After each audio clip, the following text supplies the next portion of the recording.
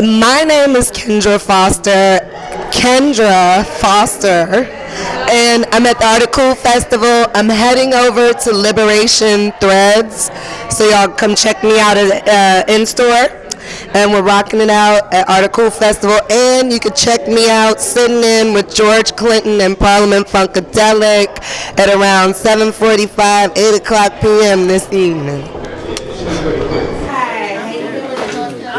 Danny, nice to meet you, darling. So let everyone get started. And again, this is Danny Blaze and Kendra Foster. Danny Blaze. Oh, okay. So I saw you on the film. So nice to meet you. Danny Blaze. Okay, just let me know when y'all ready. Y'all know this. Danny Blaze. Yes, sir. Okay. Kendra Foster is my name. I'm Danny Blaze. How y'all doing? This is cool. So it's like they set it up so everybody could get it all at one time. Just like a regular old what's it called? Conference. Thank you. I'm tired, guys. It's hilarious. So where do we begin? Y'all gonna ask questions or? I'll start. Okay. Hi. So, can you describe your Grammy-winning experience last year? I mean, it's everything you think it'll be. Honestly, initially, because it wasn't broadcast, like, only the general categories are broadcasted at this point in life. See, my whole time coming up, I was so excited because, the best R&B album and best R&B song would certainly have been broadcasted on the TV. So, you feel a little bit like, but when they called, really because that was the first thing they called, so that was the first win we had. It was like, oh my God, really? I mean, like, it was just, even though I was like, oh, you guys, my manager, I don't even know why we going, because it's not even, blah, blah, blah, blah, blah. And when they called, I was like, because the other thing is, even though they do it like that, all the people you admire are right there with you, like, giving you love, and it was, I mean, what can I say? That's the most highest accolade that one can receive. And though it doesn't define your value or it doesn't pinpoint your value, it says a lot. And especially particularly for Black Messiah and it being so conscious to survive in today's climate, and then also, even with industry folk can be prone to go with the status quo, to choose that above so many, that it really meant the message really cut through. So it was just unbelievable. I'm still honestly wrapping my mind around it to this day. And that was what, now, 2016 or whatever. How was your songwriting experience with D'Angelo? Oh, it was phenomenal. Sometimes it would be submission and approval because I'd be on the road and he's D'Angelo and busy. Sometimes we'd be in the same room writing together, which was really awesome and intimidating at first, but I was surprised at how easy it was for us to work with in the same room. Because it'd be intimidating running ideas and seeing a person's facial response to like something you do, being like, I don't know about that one. Or the one that you didn't tell me right away is the one I like the most in terms of lines or words or melodies or whatever.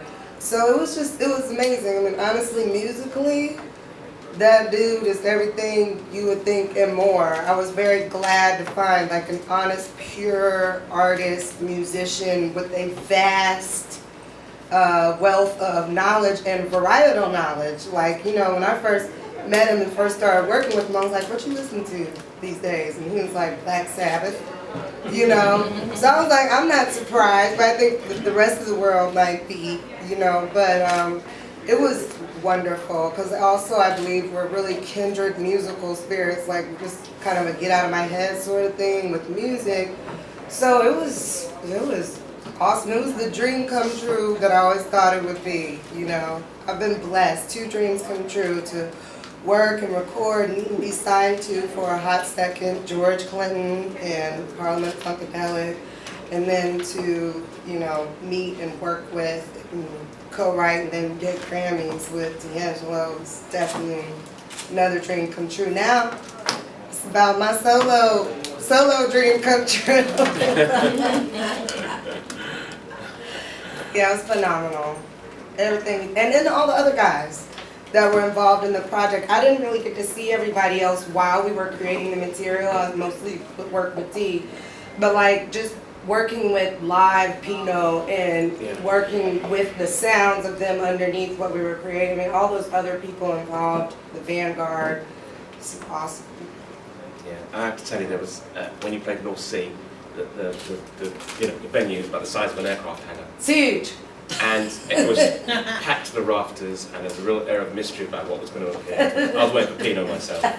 And then, that was what was it like to be in that bubble, because it was a really awesome experience. So, I mean, if we're talking about the same year, because I remember we talked about this last night, when Janelle was up there after or before us, Janelle Monáe, it was. That, first of all, I'm also like a closet, straight ahead jazz musician, and not so closeted at the same time.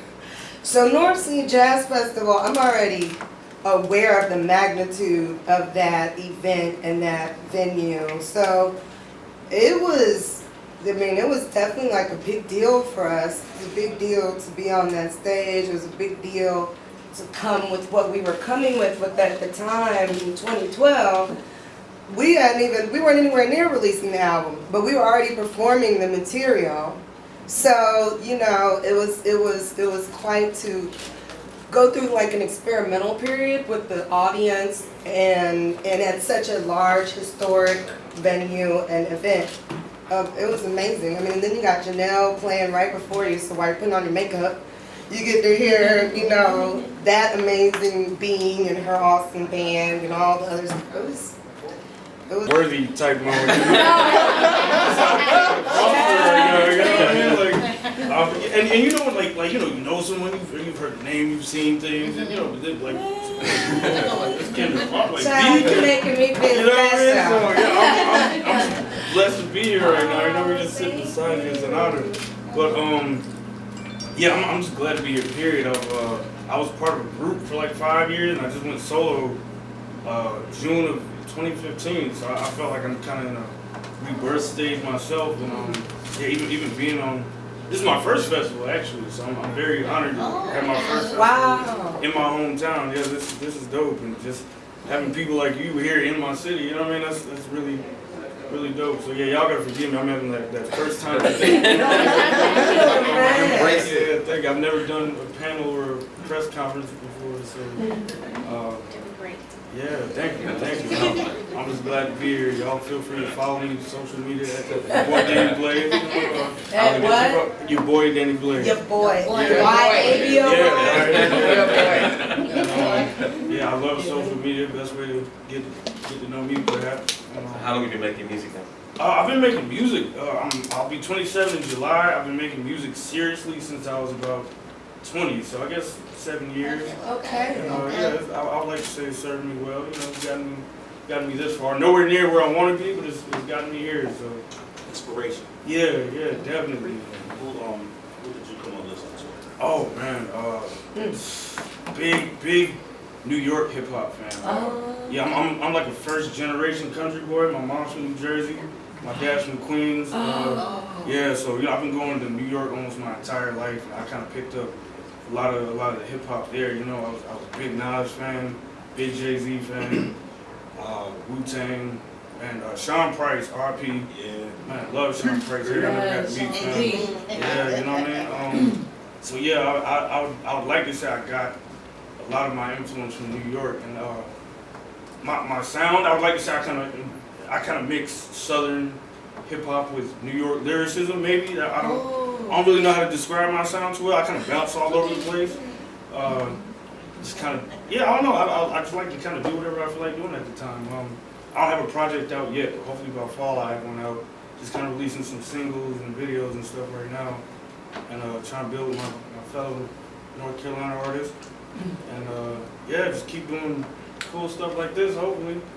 Yeah, I'm just so glad to be here, man.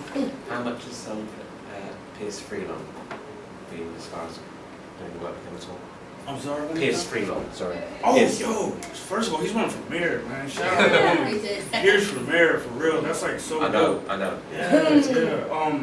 Believe it or not, I don't know him extremely well. We crossed paths for years. I'm just getting to know him a little better. I was actually at Black Space Yeah, last he's month. awesome. Yeah, building with him a little bit, him and the kids down there. So hopefully, as time goes on, I'll get to know him a little better. But yeah, definitely amazing guy, amazing artist, and hopefully our amazing future mayor. I'm looking forward to that, man. You know? Yeah, let's hope that comes on. Yeah, from hip hop artist to mayor, it don't get no doper than that.